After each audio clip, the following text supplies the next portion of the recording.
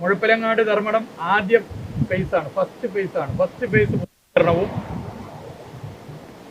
മുഴപ്പിലങ്ങാട്ടെ 3 star ഹോട്ടലും പൂർത്തീകരിക്കുന്നതോടുകൂടി ഇവിടുത്തെ മുഖച്ഛായ തന്നെ മാറും.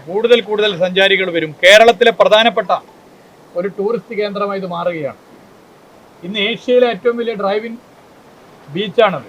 കാർ ഓടിച്ചുകൊണ്ട് ബീച്ച് ആസ്വദിക്കാൻ പറ്റുന്ന ഇത്ര നീളമുള്ളൊരു ബീച്ച് ഏഷ്യയിലില്ല. അവിടെയാണ് അതിന് തൊട്ട് ചേർന്ന് മനോഹരമായി ഏകദേശം 4 കിലോമീറ്റർ 3.8 കിലോമീറ്റർ മനോഹരമായി വാക്ക് വേ, മറ്റ് സൗകര്യങ്ങൾ, ദുബായ് മറീന, സിംഗപ്പൂർ എന്നിവിടങ്ങളിൽ നമ്മളൊക്കെ കണ്ടിട്ടുള്ള നിലയിലേക്കുള്ള സംവിധാനം വരുന്നു. താമസിക്കാൻ 3 സ്റ്റാർ ഹോട്ടൽ വരുന്നു. ഇവയെല്ലാം പുതുവത്സര സമ്മാനമായി കേരളത്തിന് സമർപ്പിക്കാനാകുമെന്നാണ് ഞങ്ങൾ പ്രതീക്ഷിക്കുന്നത്.